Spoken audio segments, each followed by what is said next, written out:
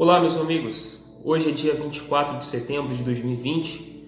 Mais uma vez aqui para compartilhar uma palavra, trazer uma reflexão aos colegas inscritos e dividir um pouco, do que nós temos aprendido, do que nós temos vivenciado ao longo desses 3 anos, onde nós decidimos. Quando eu falo nós, eu falo de mim, da minha esposa. Quando nós decidimos sair da instituição Igreja Universal. E para nossa surpresa e para a surpresa de muitos que nos acompanham de longe, principalmente da instituição, o fato de nós não termos nos perdido quando nós saímos. Por quê? Porque acredita-se que quando você saia por todo o terror psicológico que é falado lá dentro, que agora Satanás, o diabo, vai bagunçar a vida da pessoa, que a pessoa vai gemer lá fora. E graças a Deus, há um pouco mais de 3 anos, quando nós decidimos sair, nós confiamos que nós estávamos fazendo a coisa certa. Não em sair para procurar uma outra denominação, uma igreja, mas buscar conhecer a Deus, e foi o que a gente fez ao longo desses pouco mais de 3 anos. E mesmo quando a graça de Jesus me alcançou ainda dentro da instituição universal, eu senti a necessidade, o desejo de fazer os vídeos, de iniciar os vídeos, até de uma forma evangelística. Tanto é que, se você pegar o início dos meus vídeos, os primeiros vídeos, quando eu não falava ainda sobre a instituição universal, mas os vídeos anteriores, você vai perceber que tinha muito ainda da instituição, do ensino da Universal. Ao mesmo tempo havia o Evangelho de Jesus, porque eu entendi que nós, todos nós, precisávamos da palavra de Deus, da palavra do Evangelho, daquela que confronta, daquela que traz confronto e não conforto. Porque o que a gente vê no discurso dessas igrejas, principalmente no discurso da instituição universal, é que você que está sofrendo, você que perdeu, você que não aguenta mais viver essa vida de solidão com você mesmo, Porque se você está infeliz, venha para Deus, venha para a igreja, e aqui nós vamos ensinar você a viver a sua vida, uma vida de comunhão com Deus. Então você é atraído pelos seus próprios desejos, cobiças, tudo aquilo da vida perfeita que você idealizou, que você gostaria de ter. E aí, de repente, você se depara com um convite desse na televisão, você se depara com esse convite de pessoas que frequentam a instituição, principalmente quando aparentemente ela está um pouco melhor do que você.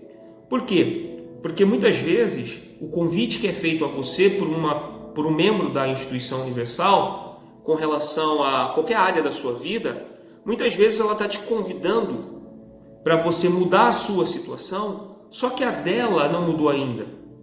Só que a dela continua a mesma coisa. Ela continua vivendo a escassez financeira, ela continua não vendo a grandeza de Deus na vida dela, do discurso que é vendido para ela nas reuniões, nos encontros da Universal. Então é vendido para ela uma vida de qualidade, uma vida regalada, uma vida abundante.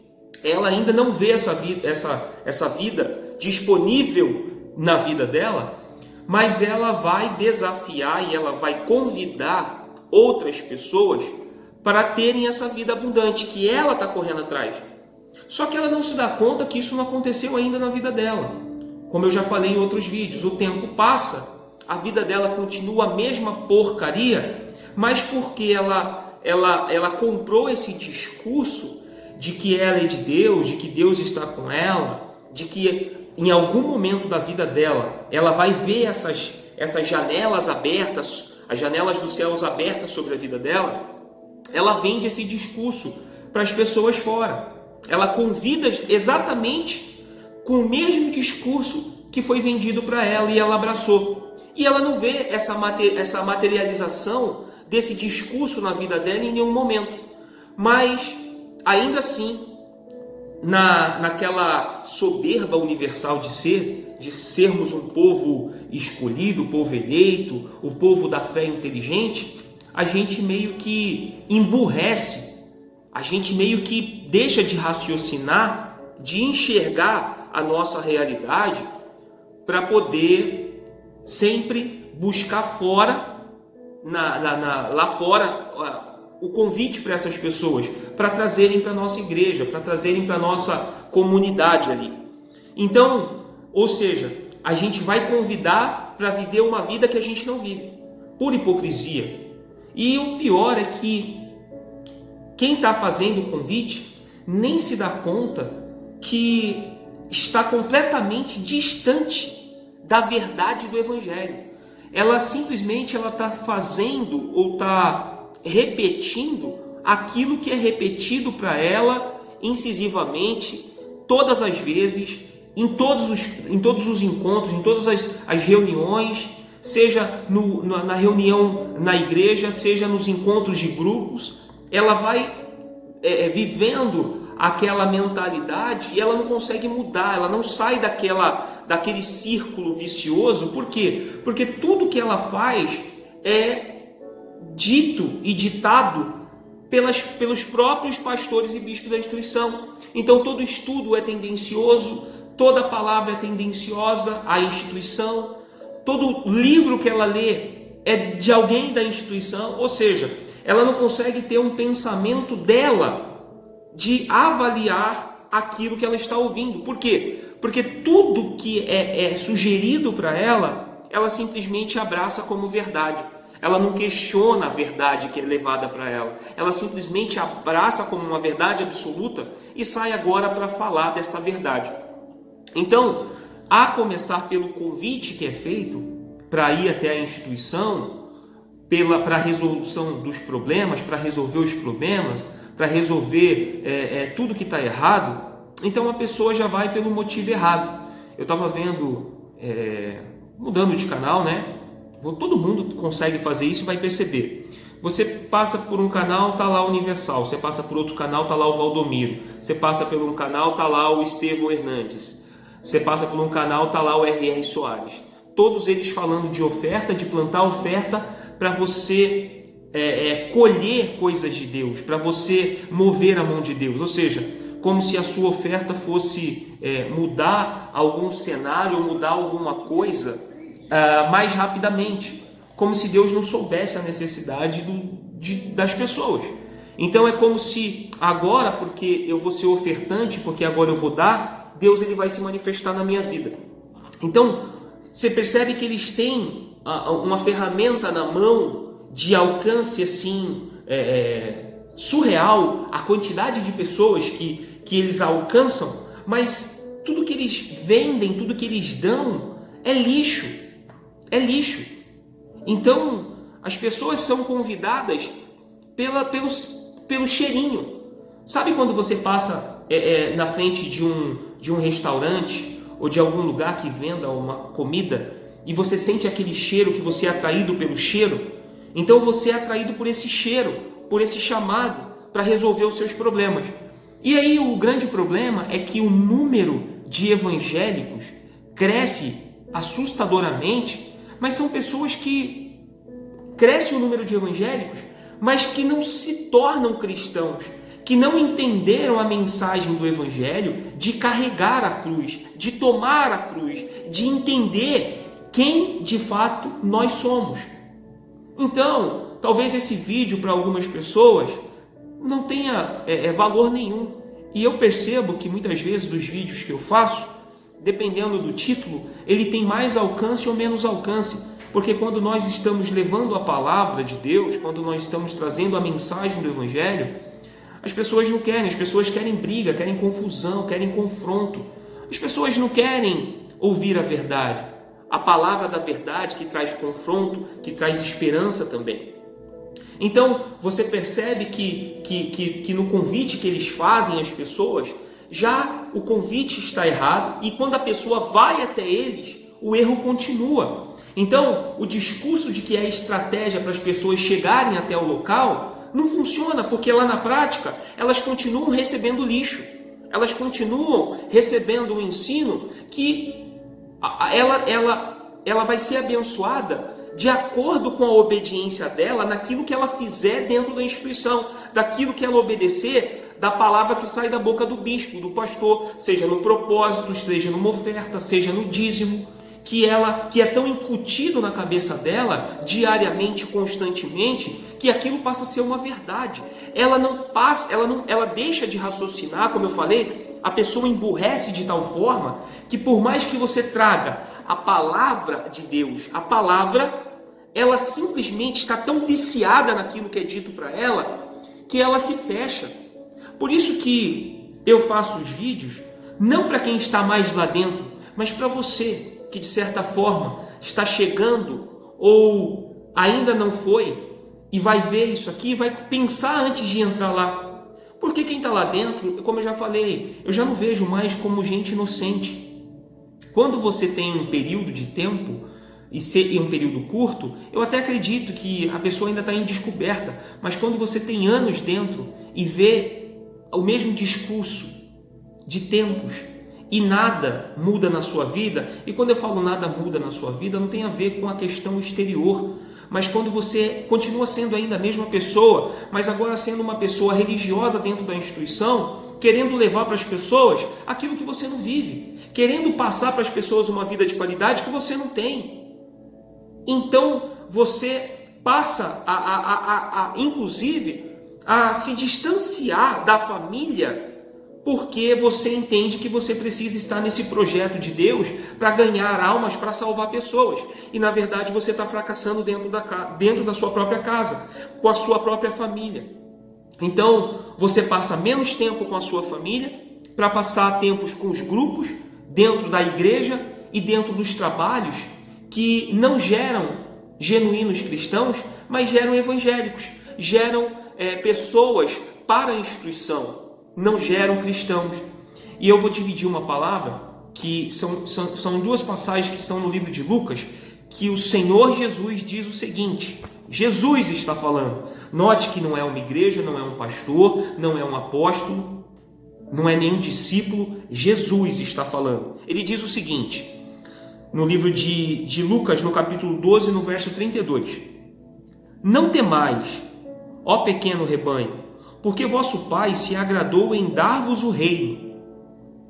Vendei o que possuís, dai esmola, fazei para vós bolsas que não envelheçam, tesouro nos céus que não se esgote, onde o ladrão não chegue perto, nem a traça corroa. Porque onde está o vosso tesouro, ali também estará o vosso coração. A sua tradução vai estar diferente, mas Deus está falando para a gente focar naquilo que ninguém pode tomar. Ou seja, nós focarmos nas coisas do alto, nas coisas do céu, porque construindo um tesouro no céu, ninguém pode tomá-lo, ninguém pode tocá-lo. Mas o discurso que eles nos vendem precisamos mostrar Deus na nossa vida como uma vida de qualidade, como uma vida abençoada. Não que Deus não possa fazer essas coisas, nunca eu vou contra isso. Deus ele pode fazer todas essas coisas, mas essas coisas não devem ser o nosso foco central principal. Nosso foco deve ser sempre em agradar a Deus, aprender a se relacionar com Deus e não buscar de Deus tão somente as bênçãos. Essas coisas vão ser decorrentes do propósito que você escolheu de querer viver uma vida separada, uma vida longe do pecado. E aí Deus ele te abençoa ou não. Ainda assim, o fato de você viver uma vida separada, longe do pecado, não quer dizer que Deus vai te dar tudo. Como eu falei, Deus ele não simplesmente olha o que nós estamos fazendo, as nossas ações. Deus, ele sonda, esquadrinha nossa mente e nosso coração. E ele percebe que se ele der determinada coisa para a gente, porque nós não estamos preparados e nós não estamos firmados nele, nós iremos nos perder. Por isso que essas pessoas saem para fazer trabalho, aumenta o número de adeptos, mas não fazem a menor diferença na sociedade. Por isso que o Brasil é um país de tantos cristãos e principalmente evangélicos, mas é um país completamente corrupto. Você percebe que a bancada evangélica lá do Congresso, vira e mexe, tem nego envolvido em corrupção. Por quê? Porque eles abraçaram o discurso de que estão fazendo para o reino, quando na realidade eles estão cuidando do interesse tão somente da instituição. E agora eu não falo só da Universal, eu falo de todas elas. Você percebe que hoje, dentro das instituições, das igrejas, pastores levantando vereadores, candidatos e colocando eles no chamado altar, que eles falam que tem santidade, que é santo, e aí você já percebe que não tem nada de santo nesse altar, porque muitas vezes subiu o corrupto lá, e o corrupto continua a viver. O corrupto não foi fulminado, como era no Antigo Testamento, quando alguém que estivesse em pecado, ou tivesse algum que não tivesse se preparado, não tivesse se santificado, seria fulminado. Aí esses pseudos bispos e pastores levam esses políticos para os seus altares, né? E colocam lá e falam, pessoal, vamos dar uma força, vamos votar aqui, porque ele vai cuidar do interesse do reino de Deus. Na verdade não, ele vai cuidar do interesse da instituição. Ele vai lutar para fazer a instituição mais forte nos bastidores, porque virou isso. Ou seja, corre-se o risco de você estar numa instituição que não tem nada a ver com o reino de Deus, não tem nada a ver com os evangelhos, e a grande maioria delas. Universal, Mundial, Renascer, Igreja da Graça, aquela do Agenoduque, Plenitude, tantas outras oriundas dela, que nasceram delas, em rebeldia. Bispos e pastores saem aos montes e vão se fundando igrejas umas atrás das outras, mas que não tem nenhum compromisso com a verdade. Eles até usam a palavra, eles usam a Bíblia, quer dizer, mas eles usam de acordo com o interesse deles, para angariar, para ganhar poder, para se tornarem poderosos. E aí a gente vai criando esses santarrões, esses pseudos homens da fé, que a gente não consegue nem chegar perto deles, que eles se tornam estrelas gospels, eles se tornam estrelas até maiores na sua arrogância, eles arrogantes, do que Jesus era. Jesus era uma pessoa que se assentava com os pecadores, que se reunia com as multidões, e não era em lugares com ar-condicionado, não. Muitas vezes, na praia, nos montes, as pessoas se paravam para ouvir. Muitas delas não queriam o discurso de Jesus, porque o que elas queriam era tão somente resolver os seus problemas. Mas Jesus em nenhum momento usou de estratégia para levar o reino de Deus.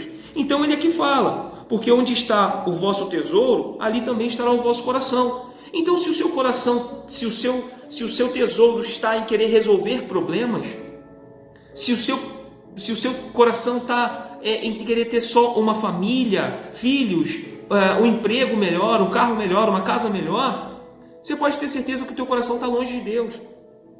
E é isso que essas igrejas, essas instituições fazem. Transformam as pessoas em interesseiras, querendo tirar de Deus tão somente as bênçãos.